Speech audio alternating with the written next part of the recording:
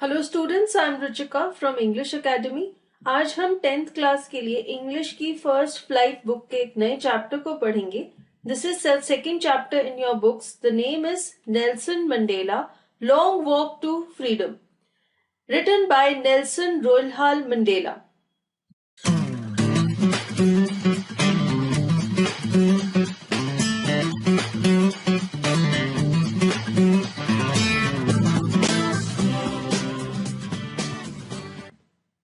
Now, before we begin the chapter, I'll give you an introduction. Nelson Mandela was a very famous personality. He belonged to South Africa. South Africa, we all know, is a country located in the African continent. It is in the southern part of Africa. Now, Long Walk to Freedom is the name of the autobiography of Nelson Mandela. What is an autobiography?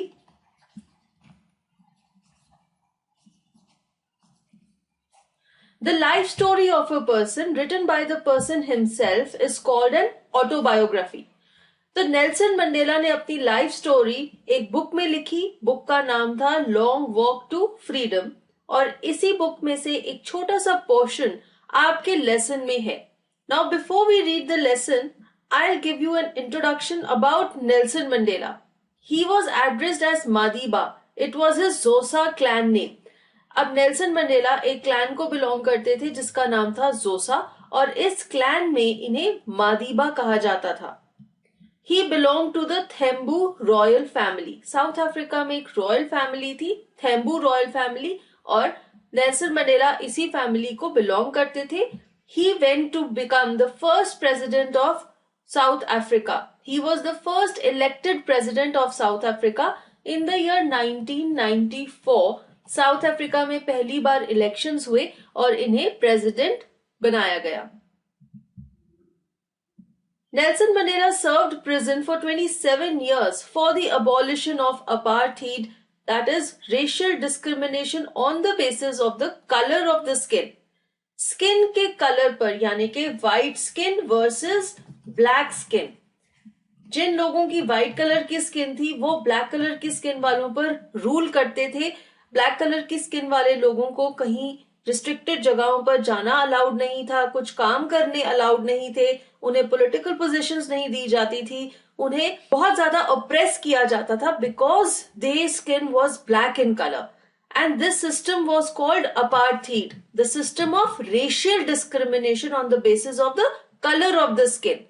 ये जो system है ये south Africa में prevalent था, बहुत सालों तक prevalent था, और इस सिस्टम को अबॉलिश करने के लिए नेल्सन मंडेला 27 सालों तक जेल में रहे। He came to be known as the father of the nation in South Africa.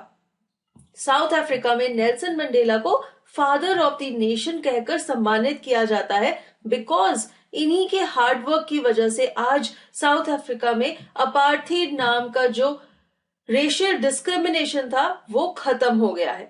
ये एक बहुत ही भयंकर और बहुत ही ज्यादा ऑप्रेसिव सिस्टम था जिसमें कि जो ब्लैक कलर के लोग थे उनके पास कोई भी राइट्स नहीं थे और उनकी लाइफ बहुत ही ज्यादा मिजरेबल थी, और उन्हें इस चीज से आजादी दिलाने में नेल्सन मंडेला का बहुत बड़ा रोल है। जैसे हमारे इंडिया में महात्मा गांधी को फादर ऑफ द नेशन कहा जाता है क्योंकि उन्होंने हमारी फ्रीडम स्ट्रगल को मॉनिटर किया और इंडिया को आजादी दिलाई, इसी तरह से हम कह सकते हैं कि साउथ अफ्रीका के लोग नेल्सन मंडेला को फादर ऑफ द नेशन कहते हैं क्योंकि इन्होंने भी वहां के लोगों को अपार्थीड से आजादी दिलाई। तो अब हम लेसन पढ़ेंगे and along with the explanation I tell you the difficult word meanings also. 10th May dawned bright and clear। तो ये जो 10th May है, this is 10th of May 1994। ये वो दिन है जिस दिन नेल्सन मंडेला ने ओथ ली थी as the first president of South Africa. तो वो इसी दिन का डिस्क्रिप्शन दे रहे हैं इस चैप्टर में। वो कहते हैं कि ये दिन बहुत ही ब्राइट और क्लियर था। For the past few days I had been pleasantly besieged by dignitaries and world leaders who were coming to pay their respects before the inauguration. Besieged by means to be surrounded closely by someone. तो Nelson Mandela south Africa के पहले president तो बन ही रहे थे, साथ ही साथ एक बहुत बड़ी चीज हुई थी उस दिन साउथ अफ्रीका में। पहली डेमोक्रेटिक गवर्नमेंट बनी थी। लोगों ने पहली बार वोट किया था और अपनी सरकार चूज की थी, अपने रिप्रेजेंटेटिव्स चूज किए थे। और साथ ही साथ जब अपार्थीड अबॉलिश हुआ तो दुनिया के बहुत सारे देशों ने साउथ अफ्रीका के साथ अपने रिलेशनशिप्स बढ़ाए, क्योंकि अपार्थीड के दौरान बहुत सारी ऐसी कंट्रीज थी जिन्होंने साउथ अफ्रीका के साथ अपने रिलेशंस खत्म कर दिए थे। लेकिन अब जब वहां से अपार्थीड अबॉलिश हो गया था तो उन्होंने भी अपने रिलेशंस एक बार फिर से शुरू कर दिए। तो ये सारे वर्ल्ड लीडर्स अब साउथ अफ्रीका के साथ अपने रिलेशनशिप्स बढ़ाना चाहते थे, इसलिए वो वहां पर आए थे और वो नेल्सन मंडेला को कंग्रेचुलेट कर रहे थे, क्योंकि उन्होंने साउथ अफ्रीका की हिस्ट्री में एक बहुत ही इंपॉर्टेंट और मेजर चेंज किया था। The inauguration would be the largest gathering ever of international leaders on South African soil. तो ये जो swearing in ceremony है, यहाँ पर दुनिया के बहुत बड़े बड़े लीडर्स आए थे और साउथ अफ्रीका की धरती पर इस दिन से पहले कभी भी ऐसा सीन नहीं हुआ था। इतनी वर्ल्ड लीडर्स वहां पर कभी भी इकट्ठा नहीं हुए थे। The ceremonies took place in the lovely sandstone amphitheater formed by the Union Buildings in Pretoria. Amphitheater is an open-air theater. यहाँ पर जो इमेज आप देख रहे हैं ये है यूनियन बिल्डिंग्स, जो कि प्रिटोरिया नाम के शहर में लोकेटेड है। इन बिल्डिंग्स के बाहर स्टेयर्स लगी हुई हैं and that forms an open air theatre, और यहीं पर ये स्वेरिंग इन सेरेमनी हुई थी। For decades, this had been the seat of white supremacy, and now it was the site of a rainbow gathering of different colors and nations for the installation of South Africa's first democratic non-racial government. Nelson Mandela यहाँ पर कहते हैं कि ये जो union buildings हैं Pretoria में बहुत सालों तक, decades means a term of 10 years. 10 years is 1 decade, और वो कहते हैं डेकेड्स यानी कि बहुत सारे 10-10 सालों को जब हम जोड़ देंगे तो डेकेड्स बन जाएगा, which means a very long period of time. तो ये जो व्हाइट सुप्रीमेसी है ये क्या है? अपार्थीड। जब अपार्थीड चल रहा था तो यूनियन बिल्डिंग्स में सिर्फ व्हाइट कलर के लोग देखने को मिलते थे, क्योंकि साउथ अफ्रीका पे वही राज करते थे। लेकिन आज यानी कि 10 मई 1994 अब क्या हो गया था? अपार्थीड अबॉलिश हो गया था और वहां पर सारी दुनिया से लोग आए हुए थे स्वेरिंग इन सेरेमनी अटेंड करने के लिए। तो अलग अलग स्किन कलर्स के लोग थे और नेल्सन मंडेला उन्हें रेनबो गैदरिंग कह रहे हैं। जैसे कि एक रेनबो में 7 कलर्स होते हैं अलग अलग, ऐसे ही ये जो गैदरिंग थी यहाँ पर भी अलग अलग स्किन कलर्स के लोग देखने को मिल रहे थे। और इस दिन साउथ अफ्रीका की पहली democratic non racial government form हो रही थी, एक ऐसी सरकार जिसे लोगों ने ही चूज किया था और यहाँ पर कोई भी रेशियल डिस्क्रिमिनेशन नहीं थी। किसी को भी हक था कि वो इस सरकार का हिस्सा बन सकता है। On that lovely autumn day, I was accompanied by my daughter Zenani. अब यहाँ पर ध्यान दीजिए, नेल्सन मंडेला कह रहे हैं ऑटम डे। डेट क्या है? 10th मई 1994। मई के महीने को हम यहाँ पर समर सीजन कहते हैं, लेकिन नेल्सन मंडेला उसे ऑटम कह रहे हैं। Why? I think some of you might know the reason, but जिनको ये नहीं समझ आ रहा मैं आपको बताती हूँ कि south Africa lies in the southern hemisphere. Southern hemisphere में नॉर्दर्न हेमिस्फीयर से ऑपोजिट सीजन्स होते हैं। तो जब हमारे यहाँ पर समर सीजन चल रहा है वहां पर विंटर सीजन शुरू होने वाला है और विंटर से पहले क्या आता है? ऑटम। इसीलिए यहाँ पर नेल्सन मंडेला कह रहे हैं on that lovely autumn day. तो वो कहते हैं कि इस दिन उनके साथ उनकी बेटी ज़ेनानी भी थी। यहाँ पर आप इमेज में उन्हें देख सकते हैं। On the podium Mr. de Klerk was first sworn in as second deputy president. Then Thabo Mbeki was sworn in as the first deputy president. Podium means the stage. तो नेल्सन मंडेला से पहले second deputy president और first deputy president ने oath ली। When it was my turn, I pledged to obey and uphold the constitution and to devote myself to the well-being of the republic and its people. जब Nelson Mandela की turn I oath लेने के लिए, तो उन्होंने ये कसम खाई कि वो कॉन्स्टिट्यूशन को फॉलो करेंगे। कॉन्स्टिट्यूशन क्या होता है? किसी भी कंट्री में एक सेट ऑफ रूल्स बनाए जाते हैं कि सरकार कैसे चलेगी, that is called the constitution. और साथ ही साथ उन्होंने ये भी कसम खाई कि वो साउथ अफ्रीका के लोगों की भलाई के लिए काम करेंगे। To the assembled guests and the watching world, I said, today all of us do, by our presence here, confer glory and hope to newborn liberty. Confer means to give and liberty means freedom. South Africa में जो नई आजादी मिली थी लोगों को, freedom from the racial discrimination of apartheid, Nelson Mandela कहते हैं कि सारी दुनिया ये चाहेगी कि ये जो आजादी है ये ऐसे ही बनी रहे। Out of the experience of an extraordinary human disaster that lasted too long must be born a society of which all humanity will be proud. Nelson Mandela कहते हैं कि साउथ अफ्रीका में ये जो ह्यूमन डिजास्टर था racial discrimination का, ये बहुत देर चला, और जब ये खत्म हुआ तो जो सोसाइटी बनी, तो जो लोग थे वो इतना इवॉल्व हो गए थे क्योंकि उन्होंने इतनी दुख तकलीफें देखी थी, वो इतने अच्छे से बिहेव करेंगे कि सारी दुनिया उनपे प्राउड फील करेगी। We who were outlaws not so long ago have today been given the rare privilege to be host to the nations of the world on our own soil. Outlaws here refers to those countries which had severed diplomatic relations with South Africa due to the practice of apartheid. जैसे कि मैंने आपको बताया था, दुनिया की बहुत सारी ऐसी कंट्रीज थी जिन्होंने साउथ अफ्रीका के साथ अपने रिलेशंस एंड कर दिए थे क्योंकि वहां पर रेशियल डिस्क्रिमिनेशन की प्रैक्टिस की जाती थी। आज वो सब कंट्रीज ने साउथ अफ्रीका के साथ अपने रिलेशंस एक बार फिर से फॉर्म कर लिए थे। वो सब वहां पर मौजूद थे नेल्सन मंडेला की स्वेरिंग इन सेरेमनी को अटेंड करने के लिए। और नेल्सन मंडेला कह रहे हैं कि आज उन सब कंट्रीज ने हमें अपना लिया है। आज तक वो सब हमें आउटलॉ समझते थे, उन्होंने हमारे साथ अपने रिलेशंस खत्म किए हुए थे, लेकिन आज वो इस स्वेरिंग इन सेरेमनी पर आए हैं, वो यहाँ पर मौजूद हैं और उन्होंने हमें ये प्रिविलेज दी है कि आज हम उन्हें होस्ट कर रहे हैं और वो हमारे मेहमान बने हुए हैं, उन्होंने हमें एक्सेप्ट कर लिया है।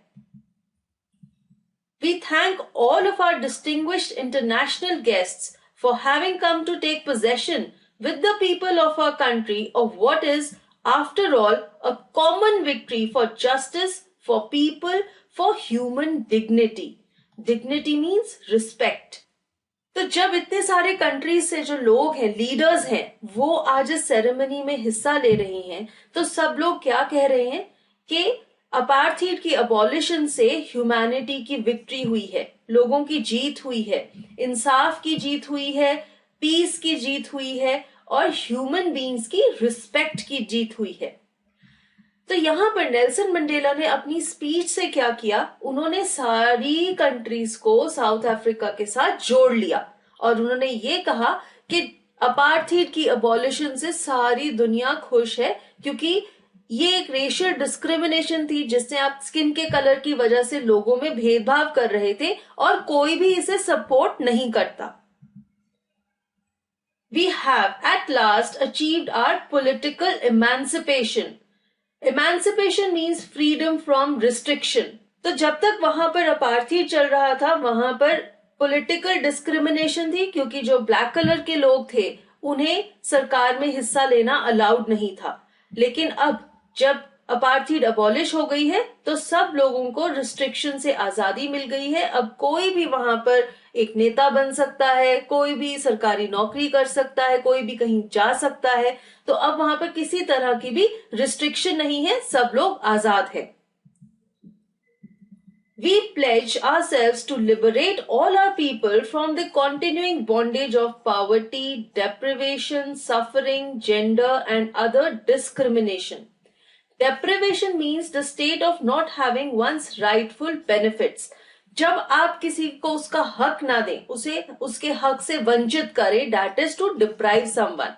Discrimination means being treated differently. लोगों में भेदभाव करना, किसी भी कारण, किसी भी बेसिस पर भेदभाव करना। तो नेल्सन मंडेला ने अपनी पूरी कंट्रीमेन के बिहाफ पर ये कसम खाई कि अब उनके देश में ना तो पॉवर्टी होगी, ना तो किसी को भी उसके हक से डिप्राइव किया जाएगा, ना कोई दुखी होगा, ना जेंडर या किसी अन्य रीजन की वजह से लोगों में भेदभाव किया जाएगा। Never, never and never again shall it be that this beautiful land will again experience the oppression of one by another. Oppression means किसी को exploit करना, किसी को प्रेशराइज करना, फोर्स करना। तो वो कहते हैं कि साउथ अफ्रीका की धरती पर, जिसे वो एक ब्यूटीफुल लैंड कह रहे हैं, आज के बाद कभी भी किसी को अप्रेस नहीं किया जाएगा। The sun shall never set on so glorious a human achievement. Let freedom reign. God bless Africa.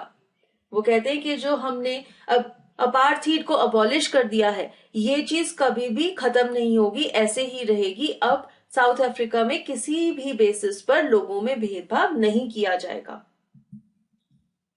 A few moments later, we all lifted our eyes in awe as a spectacular array of South African jets, helicopters and troop carriers rode in perfect formation over the Union buildings.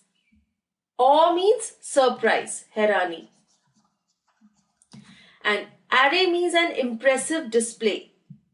थोड़ी देर बाद क्या हुआ, आकाश में south Africa के jets और helicopters उड़ने लगे और वो सलामी दे रहे थे, वो सल्यूट कर रहे थे वहां की नई डेमोक्रेटिक गवर्नमेंट को। और सब लोग बहुत ही हैरान थे क्योंकि एक बहुत ही खूबसूरत नजारा देखने को मिल रहा था। It was not only a display of pinpoint precision and military force, but a demonstration of the military's loyalty to democracy, to a new government that had been freely and fairly elected. Precision means accuracy. सब लोग इसलिए भी खुश थे क्योंकि जो display था वो बहुत ही अच्छा था, बहुत ही खूबसूरत और शानदार था, और साथ ही साथ जो भी मिलिट्री थी साउथ अफ्रीका की, वो साउथ अफ्रीका की डेमोक्रेटिक गवर्नमेंट को एक्नॉलेज कर रही थी और सलाम कर रही थी। Only moments before, the highest generals of the South African Defence Force and police, their chests bedecked with ribbons and medals from days gone by, saluted me and pledged their loyalty. Pledged means promised. थोड़ी देर पहले, यानी कि जो air show था, इससे थोड़ी देर पहले south Africa की डिफेंस फोर्सेस और पुलिस फोर्स के जितने भी हेड थे और उनके यूनिफॉर्म के ऊपर उनके मेडल्स और रिबन्स लगे हुए थे जो कि उन्होंने बहुत सारी वॉर्स में जीते थे, उन सब ने नेल्सन मंडेला को सल्यूट किया और प्रॉमिस किया कि वो अपनी कंट्रीमैन को लॉयल रहेंगे। I was not unmindful of the fact that not so many years before they would not have saluted but arrested me. Unmindful means conscious of, aware of. Nelson Mandela कहते हैं कि ये जो military force और police force के head थे जो आज उन्हें सल्यूट कर रहे थे, कुछ साल पहले वो क्या करते, वो नेल्सन मंडेला को अरेस्ट कर लेते क्योंकि नेल्सन मंडेला विद्रोह कर रहे थे, साउथ अफ्रीका की सरकार के खिलाफ थे, वो अपार्थीड के अगेंस्ट फाइट कर रहे थे, और इस वजह से यही जो ऑफिसर्स हैं मिलिट्री फोर्स के और पुलिस फोर्स के, ये उन्हें अरेस्ट कर सकते थे। तो आज कितना बड़ा चेंज आ गया था कि वही लोग जो कुछ साल पहले उन्हें अरेस्ट करना चाहते थे, आज उन्हें सल्यूट कर रहे थे, सलाम कर रहे थे। Finally, a chevron of Impala jets left a smoke trail of the black, red, green, blue and gold of the new South African flag. Chevron is a zigzag pattern in shape of V. ऐसे V shape में zigzag form करने को chevron कहते हैं। यहाँ पर आप देख सकते हैं आसमान में जो जेट्स उड़ रहे थे, ये भी एक zigzag पैटर्न फॉर्म कर रहे थे। इसे नेल्सन मंडेला शेवरॉन कह रहे हैं और वो कहते हैं कि ऐसे ही अलग अलग कलर्स का धुआं छोड़ते हुए जेट्स, एरोप्लेन्स हवा में उड़ते हुए दिखे। और ये किस कलर का धुआं छोड़ रहे थे? साउथ अफ्रीका के फ्लैग के कलर्स का। साउथ अफ्रीका के फ्लैग में ये सब कलर्स होते हैं और इन्हीं कलर्स का धुआं ये जेट प्लेन्स छोड़ रहे थे।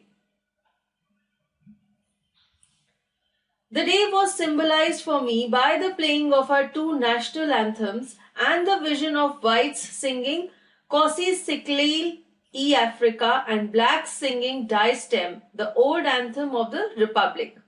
तो जैसे कि हर कंट्री में जब भी कोई नेशनल फंक्शन होता है तो वहां का नेशनल एंथम प्ले किया जाता है, तो साउथ अफ्रीका में भी उसी तरह से व्हाइट कलर के लोगों का और ब्लैक कलर के लोगों का जो नेशनल एंथम था वो प्ले किया गया.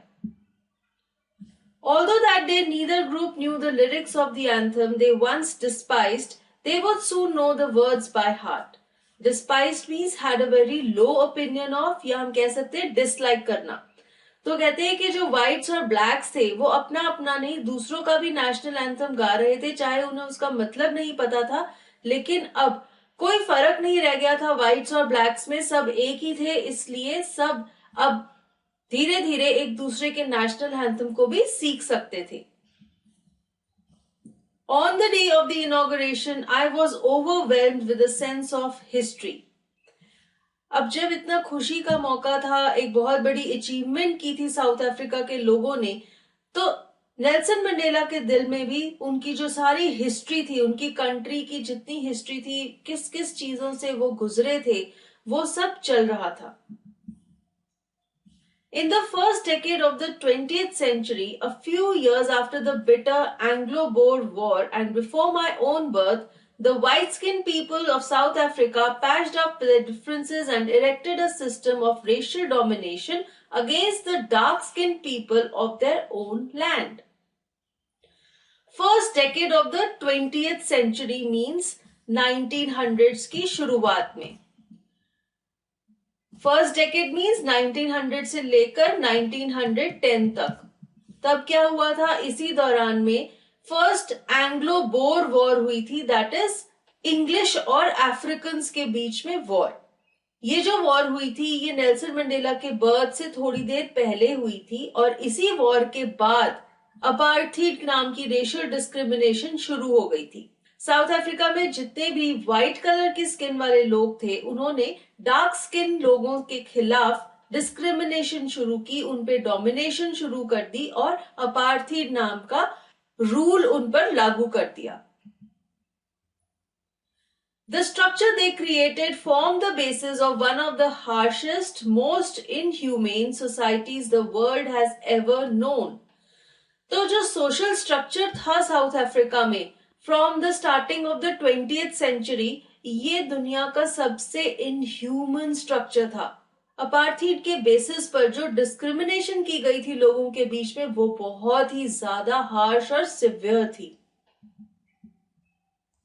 Now, in the last decade of the 20th century and my own 8th decade as a man, that system has been overturned forever and replaced by one that recognizes the rights and freedoms of all people regardless of the color of their skin.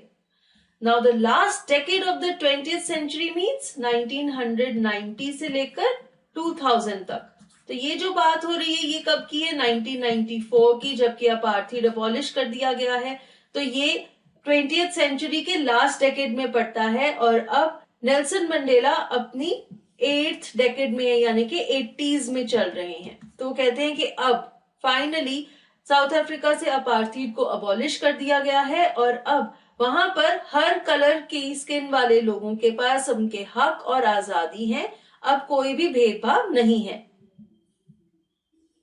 That day had come about through the unimaginable sacrifices of thousands of my people, people whose suffering and courage can never be counted or repaid. I felt that day, as I have on so many other days, that I was simply the sum of all those African patriots who had gone before me. Patriot means a person who loves his country, who fights for his country. अब जैसे कि Nelson Mandela को पूरी history याद आ रही है तो वो कहते हैं कि बहुत सारे लोग हैं, हजारों ऐसे लोग हैं जिन्होंने बहुत दुख झेले, बहुत हिम्मत रखी ताकि आज साउथ अफ्रीका ये दिन देख सके. That long and noble line ended and now began again with me.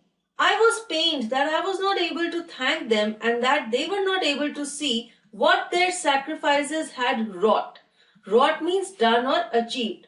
Nelson Mandela को बहुत दुख है कि इतने सारे जो लोग थे जिन्होंने इस दिन के लिए मेहनत की थी आज वो मौजूद नहीं है ताकि वो ये दिन देख सके. प्रोबेबली उन सब लोगों की डेथ हो गई है और आज वो ये दिन नहीं देख सकते जिसके लिए उन्होंने इतनी स्ट्रगल और मेहनत की। The policy of apartheid created a deep and lasting wound in my country and my people. All of us will spend many years, if not generations, recovering from that profound hurt. Profound means something which is very deep and strong. तो Nelson Mandela कहते हैं कि उनके देश में बहुत सारे लोग हैं जो कि बहुत डीपली हर्ट हुए थे अपार्थीड नाम की रेशियल डिस्क्रिमिनेशन की वजह से, और उनके ये जो घाव हैं ये इतने गहरे हैं कि इन्हें भरने में बहुत सारे साल लग जाएंगे। But the decades of oppression and brutality had another unintended effect, and that was that it produced the Oliver Tambos, the Walter Sisselus, the Chief Lithilis, the Yusuf Dados, the Bram Fishers, the Robert Subekis of our time. Men of such extraordinary courage, wisdom and generosity that their like may never be known again. यहाँ पर आप इन सभी famous लोगों की photos देख सकते हैं जिन्हें नेल्सन मंडेला रेफर कर रहे हैं। वो कहते हैं कि ये जो 100 साल, ऑलमोस्ट 100 साल की जो अपार्थीड रेशियल डिस्क्रिमिनेशन का ड्यूरेशन था, इस ड्यूरेशन में साउथ अफ्रीका में इतने महान लोगों को हमने देखा जो कि अपने देश से इतना ज्यादा प्यार करते थे, जिन्होंने इतना ज्यादा करेज रखा, विजडम रखी और जेनरोसिटी रखी अपने देश के लोगों के लिए। उनके लिए उन्होंने लड़ाई की कि दुनिया में कभी भी दोबारा ऐसे लोग देखने को नहीं मिलेंगे। Perhaps it requires such depths of oppression to create such heights of character. इस लाइन का मतलब ये है कि नेल्सन मंडेला यहाँ पर कह रहे हैं कि हो सकता है जब किसी इंसान पर बहुत ज्यादा प्रेशर डाला जाता है, जब उसे बहुत ज्यादा एक्सप्लॉइट किया जाता है, तभी उस इंसान में इतनी ज्यादा कैरेक्टर यानी कि इतनी ज्यादा अच्छी क्वालिटीज उभर कर बाहर आती हैं।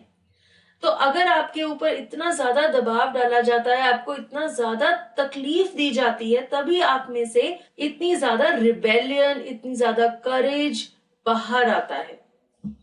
My country is rich in the minerals and gems that lie beneath its soil, but I have always known that its greatest wealth is its people, finer and truer than the purest diamonds. हम सबको पता है कि south Africa is famous for raw diamonds. यहाँ पे बहुत बड़ी hero की खदानें हैं जहां से रॉ डायमंड्स निकाले जाते हैं।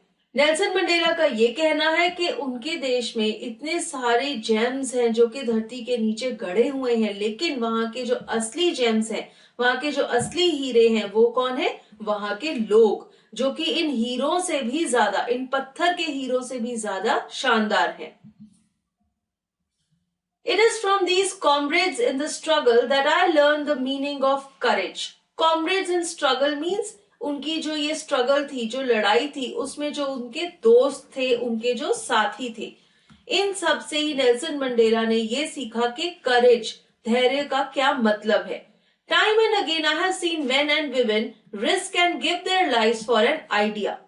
उन्होंने ये देखा है कि किसी भी आइडिया के लिए, किसी भी विचार के लिए लोग अपनी जान तक दे देते हैं।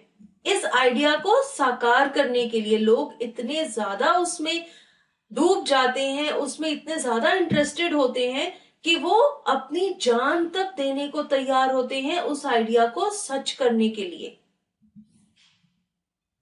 I have seen men stand up to attacks and torture without breaking, showing a strength and resilience that defies the imagination. Resilience means the ability to deal with hardship and recover from its effects. Nelson Mandela कहते हैं कि उन्होंने ऐसे लोग देखे हैं जो कि कितना भी टॉर्चर सह लेते हैं, किसी भी अटैक से डरते नहीं हैं, टूटते नहीं हैं, उनमें इतनी ज्यादा ताकत होती है, वो किसी भी दुख तकलीफ को झेल लेते हैं। और वो कहते हैं कि आप इमेजिन भी नहीं कर सकते कि वो लोग कितने ज्यादा स्ट्रॉन्ग होते हैं। तो अब मैं आपको ये बताना चाहूंगी, अगर आप में से कई स्टूडेंट्स ये सोच रहे हैं कि हमें ये लेसन क्यों पढ़ाया जा रहा है, हम क्यों ये पढ़ रहे हैं कि नेल्सन मंडेला ने क्या कहा, वो क्या सोचते हैं, उन्होंने क्या क्या कुछ एक्सपीरियंस किया। उनके एक्सपीरियंसेस से हमें भी कुछ सीखने को मिल रहा है। और क्या सीखने को मिल रहा है? कि लोगों में कितनी ज्यादा शक्ति है, हमारे अंदर कितनी ज्यादा शक्ति है। हम अगर कुछ सोच ले, अगर कुछ करने की ठान ले, तो हम वो करके ही रहते हैं। हमारे अंदर इतनी ज्यादा एबिलिटी है कि हम कितनी भी ज्यादा हार्डशिप्स को सह सकते हैं, और हम जो इमेजिन करें, हम जो सोच ले, हम जो ठान ले, हमारे अंदर जो आइडिया है उसे सच करने के लिए हम बहुत ज्यादा ताकत और मेहनत लगा सकते हैं और किसी भी ऑपोजिशन का सामना कर सकते हैं।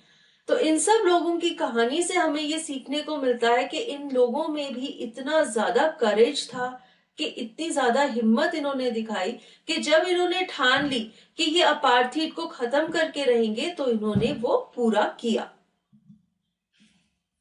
I learned that courage was not the absence of fear, but the triumph over it. Triumph means victory. Nelson Mandela ने ये सीखा कि धैर्य का मतलब ये नहीं है कि आप किसी से डरते नहीं हैं। धैर्य का मतलब ये है कि आपने अपने डर के ऊपर जीत पा ली है। The brave man is not he who does not feel afraid, but he who conquers that fear. जब आप अपने डर के ऊपर जीत हासिल कर लेते हैं, तब आप ये कह सकते हैं कि आप ब्रेव हैं, आप बहादुर हैं। No one is born hating another person because of the color of his skin or his background or his religion.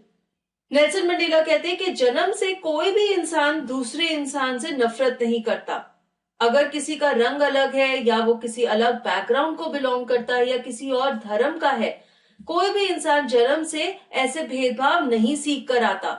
People must learn to hate, and if they can learn to hate, they can be taught to love, for love comes more naturally to the human heart than its opposite.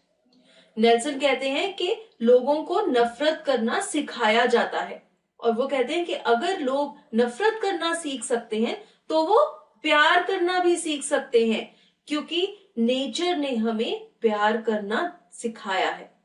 नफरत करना तो हम धरती पर आकर सीखते हैं, उससे पहले हमारे अंदर जो क्वालिटी है वो क्या है? प्यार करना। तो वो कहते हैं कि अगर हमने नफरत करनी यहाँ पर आकर सीख ली, तो हम प्यार करना भी सीख सकते हैं, क्योंकि वो तो हमारी नेचुरल एबिलिटी है जो कि हमें भगवान ने दी है। Even in the grimmest times in prison, when my comrades and I were pushed to our limits, I would see a glimmer of humanity in one of the guards, perhaps just for a second, but it was enough to reassure me and keep me going. Push to our limits means push to the last point in our ability to bear pain. जब आप किसी को इतना ज्यादा तंग करते हैं कि अब उसकी सहन शक्ति खत्म होने वाली है, that means push to the limit. Grimmest means toughest, बहुत ज्यादा मुश्किल।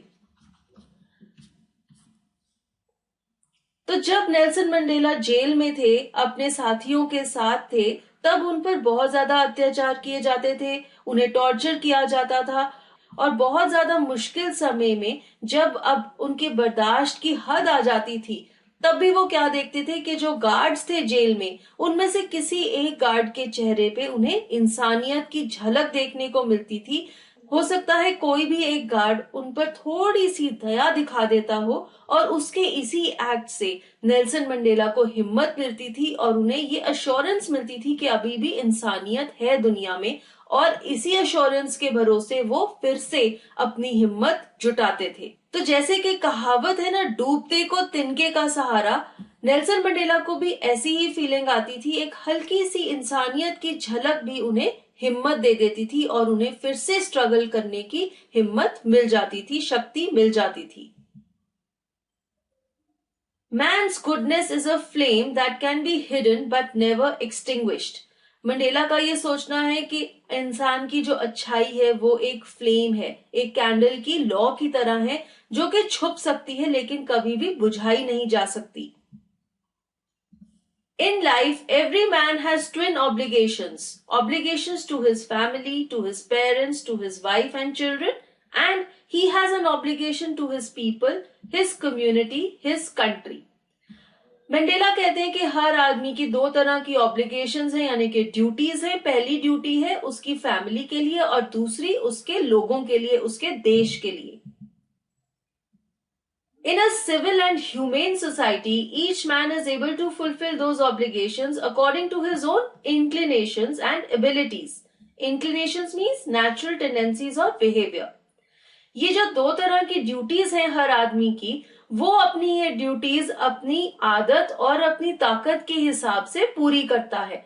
But in a country like south Africa, it was almost impossible for a man of my birth and colour to fulfill both those obligations. अब जैसे कि south Africa में racial discrimination होती थी, इसलिए एक आदमी के लिए पॉसिबल नहीं था कि वो अपनी ड्यूटीज पूरी कर सके, अपनी ड्यूटीज निभा सके। In South Africa, a man of colour who attempted to live as a human being was punished and isolated. A man of colour का मतलब है एक ऐसा इंसान जिसकी स्किन का कलर व्हाइट नहीं है, यानी कि ब्राउन या फिर डार्क कलर का स्किन होगा। साउथ अफ्रीका में अगर किसी इंसान की स्किन व्हाइट कलर की नहीं थी और वो इंसानों की तरह जिंदगी जीना चाहता था, तो उसे पनिश किया जाता था और उसे सारी सोसाइटी से अलग कर दिया जाता था। दैट मीन्स ये जो अपार्थीड है ये इतना ज्यादा इनह्यूमेन था, वहां पर कलर्ड स्किन वाले लोगों को एक नॉर्मल जिंदगी जीना अलाउड नहीं था। In South Africa, a man who tried to fulfill his duty to his people was inevitably ripped from his family and his home and was forced to live a life apart, a twilight existence of secrecy and rebellion. Inevitably means unavoidably. अगर कोई इंसान अपने देश के लोगों की भलाई करना चाहता था तो उसे ऐसा नहीं करने दिया जाता था।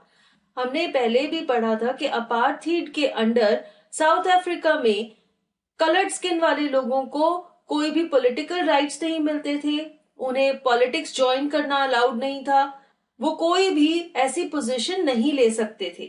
तो अगर कोई इंसान अपने लोगों की भलाई करने के लिए पॉलिटिक्स ज्वाइन करना चाहता है, उस इंसान को रेबेल कहा जाता था। उस इंसान को पुलिस पकड़ लेती थी, उसे जेल में डाल दिया जाता था और उसे अपनी ये ड्यूटी फुलफिल करना अलाउड नहीं था। ऐसा ही तो नेल्सन मंडेला के साथ हुआ, तभी तो उन्होंने 27 इयर्स जेल में बिताए। एक्चुअली वो क्या करना चाहते थे, वो अपने देश के लोगों की भलाई करना चाहते थे, उनकी भलाई के लिए वो वहां पर एक नेता बनना चाहते थे, एक पॉलिटिशियन बनना चाहते थे, लेकिन अपार्थीड के चलते उनकी स्किन का कलर डार्क था, इसलिए उन्हें ये हक नहीं दिया गया और उन्हें जेल में डाल दिया गया, उन्हें एक रेबेल कहा गया। I did not in the beginning choose to place my people above my family, but in attempting to serve my people, I found that I was prevented from fulfilling my obligations as a son, a brother, a father and a husband. शुरुआत में Nelson Mandela अपनी family को priority देते थे, लेकिन उन्होंने ये realise किया कि अगर वो अपने लोगों की भलाई के लिए कुछ करना चाहते हैं तो वो अपनी फैमिली की तरफ अपनी ड्यूटी पूरी नहीं निभा पाएंगे। और इसीलिए जब उन्होंने ये चीज रियलाइज की तो वो अपनी फैमिली की तरफ एक बेटा होने का, एक भाई होने का, एक फादर और एक हस्बैंड होने का जो ड्यूटी है उसे अच्छी तरह निभा नहीं पाए, क्योंकि उन्होंने ये चूज किया कि पहले वो अपने लोगों की तरफ जो उनकी ड्यूटी है उसे पूरा करेंगे। I was not born with a hunger to be free. I was born free. Free in every way that I could know. जब नेल्सन मंडेला बॉर्न हुए तब उनमें ये भूख नहीं थी कि वो आजाद होना चाहते हैं, क्योंकि वो आजाद ही थे। जब भी कोई बच्चा पैदा होता है उसे ये नहीं पता होता कि वो आजाद है या नहीं है। ये जो रिस्ट्रिक्शंस हैं, जो बंदिशें हैं, जो आपकी फ्रीडम को कोई भी रिस्ट्रिक्ट करता है, वो रियलाइजेशन तो आपको थोड़ी देर बाद होती है। जब आप बॉर्न होते हैं तब आपको नहीं पता होता कि आपको किसी ने बंदी बनाया हुआ है, आप आजाद नहीं हैं। Free to run in the fields near my mother's hut, free to swim in the clear stream that ran through my village, free to roast mealies under the stars and ride the broad backs of slow-moving bulls. Now, as a child, जो बच्चे होते हैं वो क्या करते हैं, आजादी से इधर उधर घूमते रहते हैं। और ऐसे ही नेल्सन मंडेला का भी बचपन था। वो कहते हैं कि छोटे होते वो क्या करते थे, अपनी माँ के घर के आसपास जो खेत थे उनमें आजादी से घूमते रहते थे, जो पास में नदी बहती थी उसमें स्विम करते थे। रात के समय मीलीज यानी कि कोई भी तरह का ग्रेन है उसे रोस्ट करके उसे भून कर खाया करते थे, और जो बैल होते थे उनकी पीठ पर बैठकर सवारी करते थे। तो बच्चे आजादी से ऐसे जीवन जीते हैं, और ऐसे ही नेल्सन मंडेला का भी बचपन था। As long as I obeyed my father and abided by the customs of my tribe, I was not troubled by the laws of man or God. तो बच्चों के लिए उनके पापा का जो ऑर्डर होता है उसे फॉलो करना, और उनके जो लोग हैं, उनका जो ट्राइब है, उनके जो कस्टम्स और ट्रेडिशंस हैं उन्हें फॉलो करना।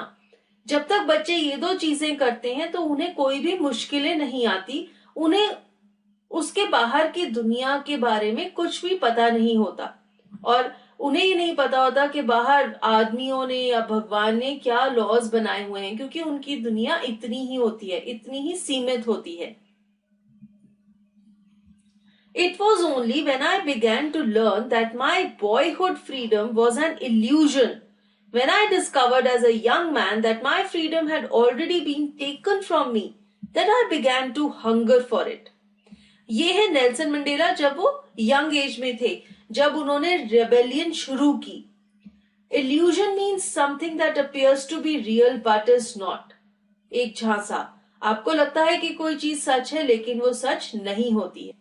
जब मंडेला थोड़े से बड़े हुए तब उन्होंने रियलाइज किया कि बचपन में जो आजादी से वो जीते थे वो सच नहीं थी। जब बड़े हुए तो उन्होंने ये फील किया कि उनकी आजादी रिस्ट्रिक्टेड है, उन पर रिस्ट्रिक्शंस लगने लगी, और तब उन्हें रियलाइज हुआ कि अगर वो फ्री नहीं है तो वो फ्री होना चाहते हैं। उनके अंदर फ्रीडम की हंगर जाग उठी, वो आजाद होना चाहते थे। At first, as a student, I wanted freedom only for myself. The transitory freedom of being able to stay out at night, read what I pleased, and go where I chose. Transitory means something which is not permanent, temporary. जब वो एक student थे तब वो अपने लिए आजादी चाहते थे। जब आप थोड़े से बड़े हो जाते हैं तो आपके पेरेंट्स आप पर थोड़ी सी रिस्ट्रिक्शंस लगा देते हैं कि तुम रात को बाहर नहीं जा सकते, तुम अपनी मर्जी की चीजें नहीं पढ़ सकते, तुम अपनी तरह के कपड़े नहीं पहन सकते, जहां चाहो वहां नहीं जा सकते। इस तरह की इम्पोजिशंस लगने लगी नेल्सन पर भी, और वो इन सब इम्पोजिशन से आजादी चाहते थे। लेकिन अब वो ये कहते हैं कि ये जो इम्पोजिशंस थी ये तो टेम्पररी थी। Later, as a young man in Johannesburg, I yearned for the basic and honorable freedoms for achieving my potential, of earning my keep, of marrying and having a family, the freedom not to be obstructed in a lawful life. जब वो थोड़े से बड़े हुए, वो Johannesburg नाम के शहर में रहते थे, और वहां पर उनके लाइफ में बहुत सारी मुश्किलें आने लग गई, और वो तब किस तरह की आजादी चाहते थे? वो ये चाहते थे कि जिस चीज की वर्थ है वो काम कर सके, जिससे वो चाहे उससे शादी कर सके, जो भी पैसे वो कमाते हैं वो अपने पास रख सके, अपनी एक फैमिली बना सके, और जब तक के वो लॉफुली बिहेव कर रहे हैं तो वो आजादी से जी सके बिना किसी ऑब्स्ट्रक्शन या रुकावट के। But then I slowly saw that not only was I not free, but my brothers and sisters were not free.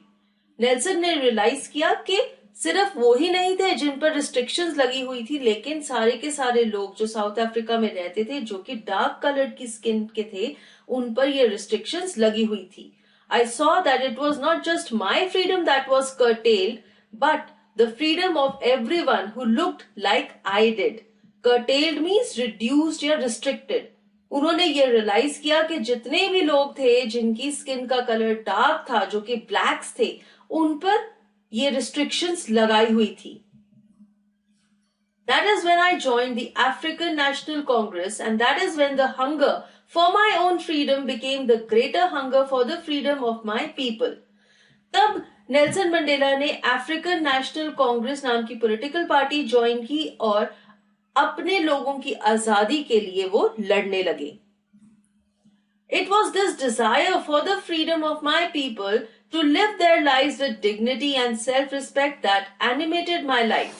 that transformed a frightened young man into a bold one, that drove a law-abiding attorney to become a criminal, that turned a family-loving husband into a man without a home, that forced a life-loving man to live like a monk.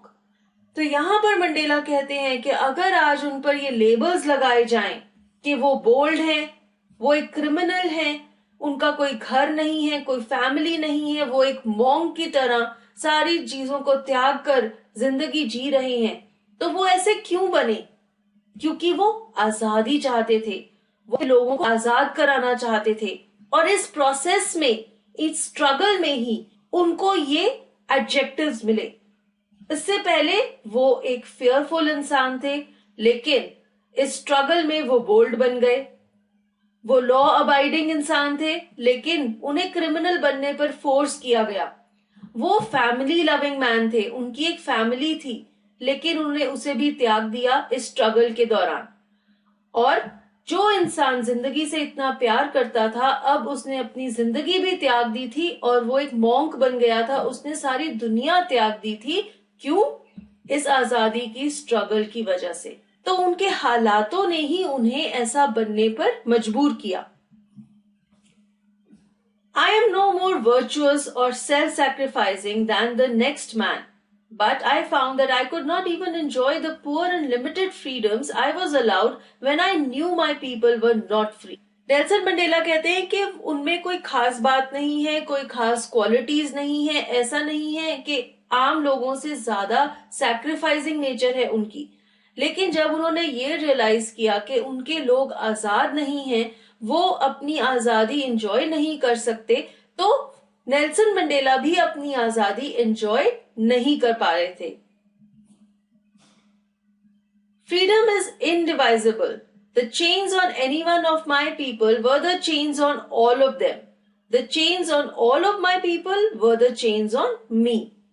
वो कहते हैं कि मैंने ये feel किया कि जब तक मेरी कम्युनिटी का कोई भी इंसान आजाद नहीं है, तो मैं भी आजाद नहीं हूं।